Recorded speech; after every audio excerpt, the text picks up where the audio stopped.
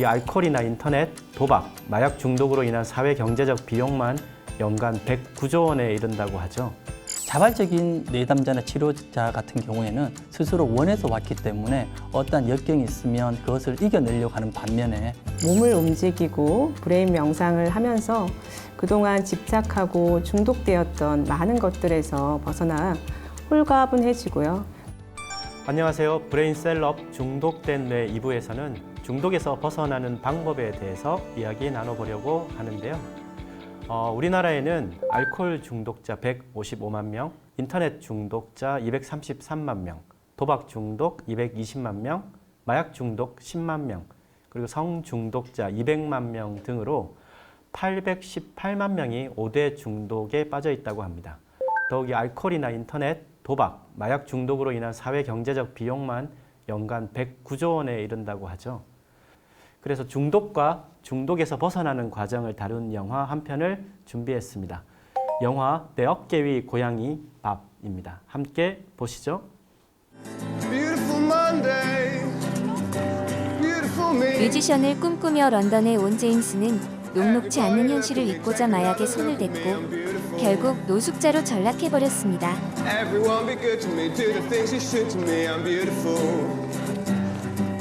마약 중독자인 제임스의 담당 복지사 벨은 그를 위해 거처를 마련해 주었습니다.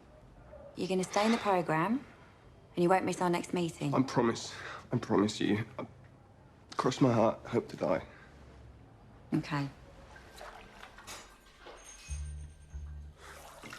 제임스는 휴식을 취하던 중 부엌에서 낯선 소리가 들려 확인하는데 That was you making all that noise.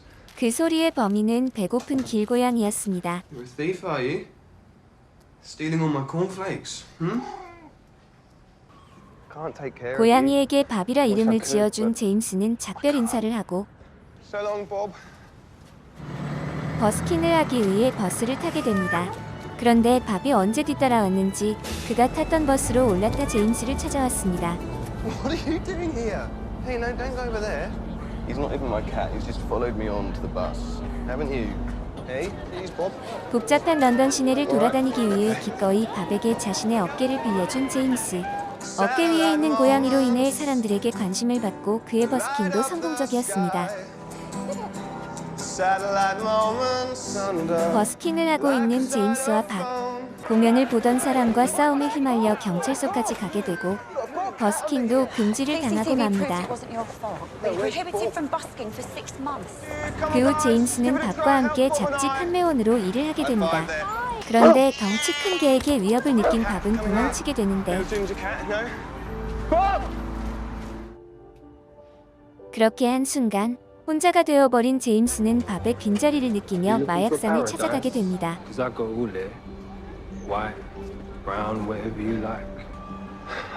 하지만 제임스는 순간의 유혹을 잘 견뎌냅니다. 그리고 밥은 집으로 돌아와 있었습니다.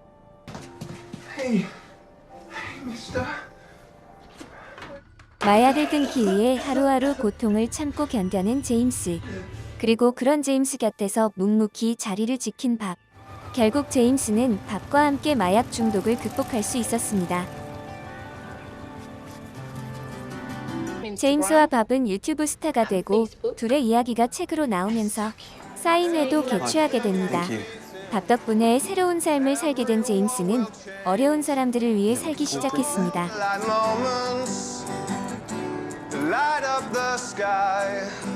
버려진 길고양이 밥과 노숙자 제임스는 운명처럼 만나 서로를 치유하고 서로에게 희망이 되었습니다.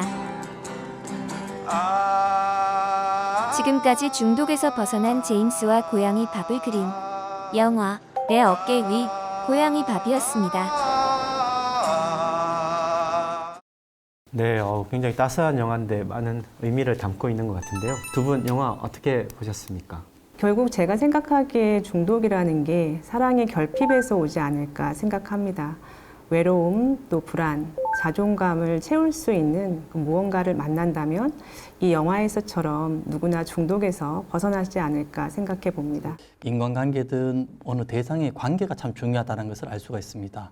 그 마약을 손을 댄 이유도 어려움에 의해서 손을 댔는데 그것을 극복하게 된 것은 우리가 생각할 때 고양이 한 마리지만 그 고양이로 인해서 금단 현상을 이겨내는 그런 것들을 볼 수 있는 것을 통해서 그러면 이제 이 좋은 관계가 된다라면 우리가 어떤 어려움, 이런 중독을 극복할 수 있는 그래 좋은 영화가 되지 않나 이래 됩니다. 생각됩니다. 네, 중독을 벗어나는 방법 이번 이제 2부의 주제인데 좀 그런 모티브를 얻을 수 있는 영화였던 것 같아요. 저 이렇게 실제로 중독된 분들이 굉장히 많죠.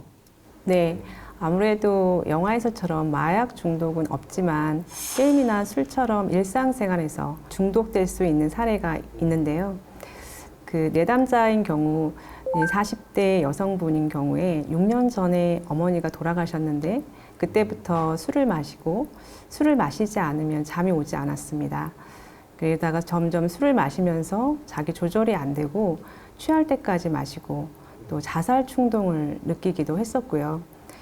30대 남자분은 중학교 때부터 담배를 폈는데 20년 동안 담배에 의지했습니다. 네, 게다가 게임 중독이었는데요. 이분이 밤늦게까지 게임을 하느라고 팔에 기부스를 할 정도였습니다. 이분의 경우는 어릴 때부터 느꼈던 외로움이 있었고 또 자존감이 낮았고 우울감이 있어서 사람에 대한 집착도 강한 편이었습니다. 또 다른 외로는 그 50대 여성분이 먹는 것이 조절이 안 됐는데요. 평소에는 밥을 먹는 게 이렇게 많지 않았는데 스트레스를 받으면 과식이나 야식을 하는 경우가 많았습니다. 사실 생활 속에서 누구나 좀 접할 수 있는 중독이라고 본다면 그런 분들은 어떤 방법으로 중독에서 조금 벗어날 수 있을까요? 중독에서 아주 벗어나신 분도 계시고 또 그 과정에 있는 분들도 많이 있으신데요. 중독은 습관을 거쳐서 생겨납니다. 결국 그 습관의 회로를 변화시켜야 되는데 습관을 고치는 것은 쉽지 않습니다. 강한 습관은 생각만으로는 불가능하고요. 대뇌 피질 뿐만 아니라 감정과 무의식인 뇌관까지 뇌 3층 구조가 모두 통합되었을 때 습관을 바꿀 수 있습니다. 중독에서 이런 벗어나는 습관을 만드는 방법 좀 추천을 해주시면 좋을 것 같습니다. 습관을 바꾸기 위해서는 방법적으로 브레인 명상이 있는데요. 브레인 명상에는 그 동적인 명상과 정적인 명상이 있습니다. 동적인 명상으로는 몸을 직접 움직이는 전신조타와 연단, 그리고 정적인 명상으로 천문 명상을 소개드리고 싶습니다. 먼저 전신조타는 온몸 두드리기인데요. 온몸 구석구석을 두드리면서 마음이 따라가고 또 느낌이 어떤지 집중하면서 몸과 대화하고 또 친해지면서 감각을 깨우는 훈련입니다. 동작은 굉장히 쉽고 간단하지만 뇌는 몸과 같기 때문에 몸 전체를 두드리면 뇌 전체의 기능을 살리는 방법입니다. 다음으로 연단이 있는데요. 연단은 몸과 마음과 뇌를 단련해서 자기 조절력, 통제력, 집중력을 키우는 가장 좋은 방법입니다. 한 가지 동작을 시간을 정해놓고 끝까지 하다 보면 자신의 체력과 심력, 뇌력이 동시에 상승합니다. 꾸준한 훈련으로 내면에 있는 강력한 힘을 체험하게 되거든요. 그 힘을 체험하면 자신도 모르는 자신감, 또 용기가 생겨서 스스로 자신의 몸과 마음의 주인이 되면서 그동안의 습관에서 벗어날 수 있습니다. 네, 마지막으로 천문 명상은 자신의 뇌와 몸을 연결시켜서 몸의 균형과 마음의 안정, 자존감을 회복하는 명상법입니다. 뇌의 상태를 느끼면서 자신의 뇌면과 소통하고 성찰할 수 있습니다.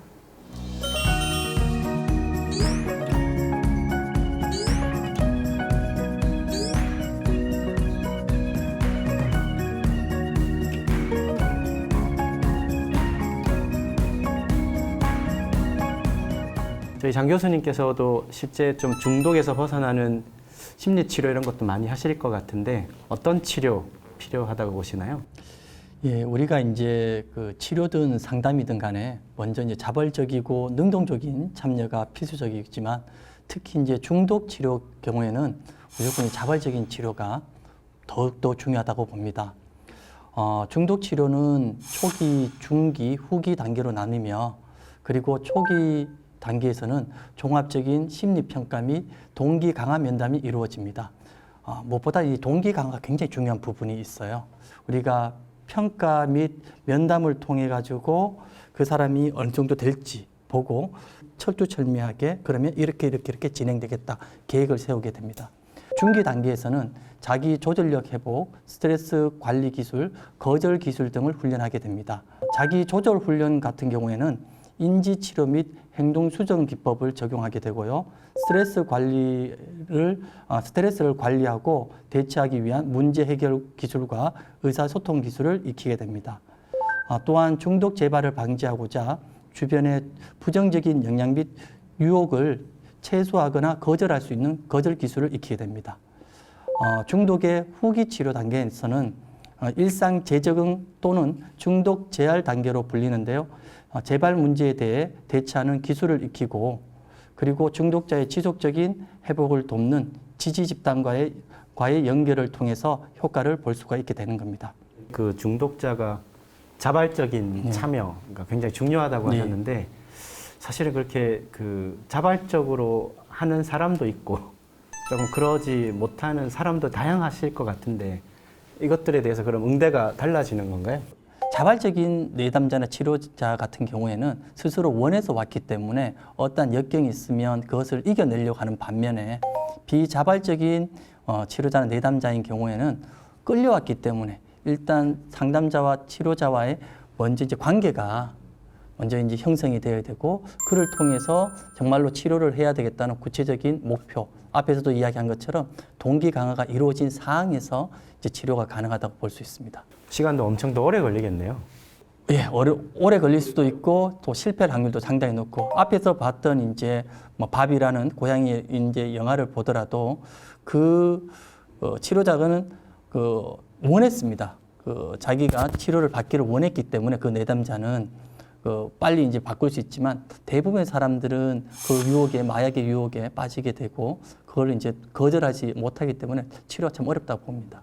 그때 이제 인지치료, 네. 행동 수정 기법 이런 것도 말씀 주셨는데 조금 더 자세하게 설명을 좀 주시면 좋겠습니다. 그냥 먼저 딱 그러니까 한마디로 먼저 하자라면 인지치료는 생각을 바꾸다라고 볼 수가 있겠습니다.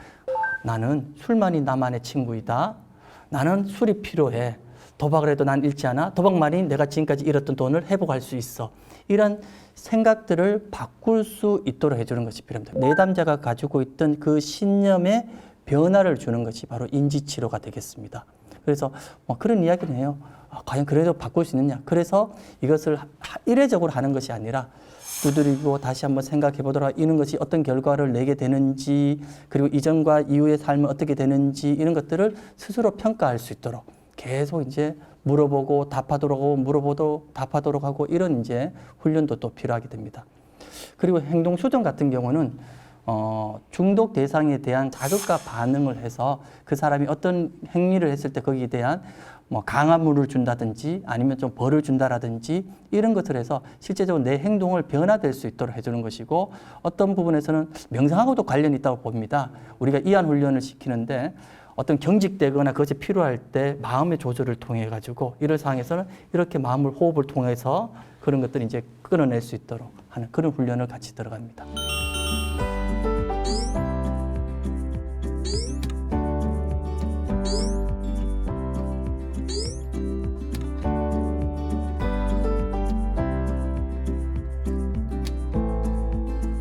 중독에서 사실 벗어나는 것도 필요하고 근데 또 가장 중요한 건 아무래도 미리 예방을 하는 게 아닐까 싶은데 중독을 예방할 수 있는 방법 이게 좀 궁금한데요. 무엇이 있을까요? 이제 음식 중독 예방법으로는 그 정제된 당분보다는 오트밀이나 현미와 같은 복합 탄수화물을 섭취하는 걸 권하고요. 주기적인 운동과 취미 생활을 통해서 스트레스를 조절하고 음식으로 스트레스를 풀려는 시도를 줄이는 게 좋겠습니다. 니코틴 중독 예방법은 다들 아시다시피 금연이고요. 카페인의 적정한 자신의 양을 찾는 게 중요할 것 같고요. 가능하다면은 카페인이 없는 차나 물, 주스로 대체하는 것이 좋을 것 같습니다. 스마트폰 중독 예방법으로는 스마트폰에서 멀어져 휴식을 취하고 스마트폰 사용을 줄이는 현실적인 목표를 정하는 것이 필요합니다. 그리고 스마트폰 내 어플의 알람을 끄고 자신이 스마트폰 사용을 줄인다는 사실을 모두에게 알리고 공문하는 거죠. 그리고 소셜미디어 사용 시간을 줄이는 것입니다. 다음으로 이제 게임 중독 예방법으로는 시간을 정해두고 게임을 하며 사용 일지를 적을 수 있도록 하는 겁니다. 그리고 게임 외에 가족, 친구들 간의 시간을 늘리고 그리고 무엇보다 이제 새로운 취미를 만들어 보기를 추천합니다.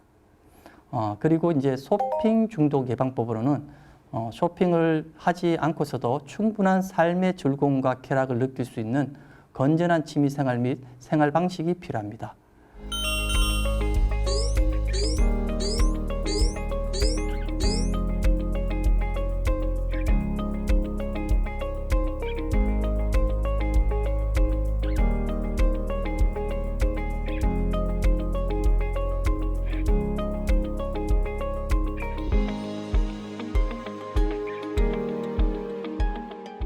네, 중독을 예방하기 위해서 사실 평상시에 이런 생활 습관, 좋은 생활 습관의 개발, 실천이 중요할 것 같은데요. 그럼 마지막으로 중독으로 좀 힘들어하는 많은 분들에게 좀 응원 한마디씩 부탁드리겠습니다. 중독은 치료나 상담이 필요하고요. 그렇기 때문에 치료나 상담을 꾸준히 받으시고 그 결과로서 삶에 있어서 균형 잡힌 삶을 살 수 있기를 바랍니다. 네, 중독은 많은 사례에서 보는 것처럼 자신 안의 에너지가 채워지지 않고 결핍되었을 때 누구에게나 일어날 수 있는 현상입니다. 이럴 때는 자기 자신에게 휴식 시간을 갖고 또 내면과의 대화를 하면서 명상을 가져보기를 바라는데요. 중독이 잘못된 습관에서 생겨났다면 좋은 습관으로 만들어가면서 서서히 변화를 추구한다면 누구나 벗어날 수 있다고 생각합니다. 다만 처음에는 혼자 하기보다는 주변 분들과 몸과 마음의 힘든 점을 공유하고 함께 노력하는 것이 필요하다고 봅니다. 생활 속에서 쉽게 접목할 수 있는 따뜻한 햇살을 쬐면서 산책하기를 권해봅니다. 천천히 조금씩 자신의 달라진 변화를 꿈꾸면서 힘내시길 바랍니다. 네, 두 분이 말씀해 주신 심리치료, 또 브레인 명상, 그리고 식습관, 규칙적 운동, 또 뭐 지속적인 이런 사회적인 심리적인 지원, 또 스트레스 완화나 또 주변 사람들의 따뜻한 관심, 이런 것들이 사실 모여서 중독에서 조금 보다 자유로운 삶을 살 수 있을 것 같습니다. 그리고 중독 치료의 목표는 뭐 누구나 원하는 행복하고 건강한 삶이라고 생각이 드는데요.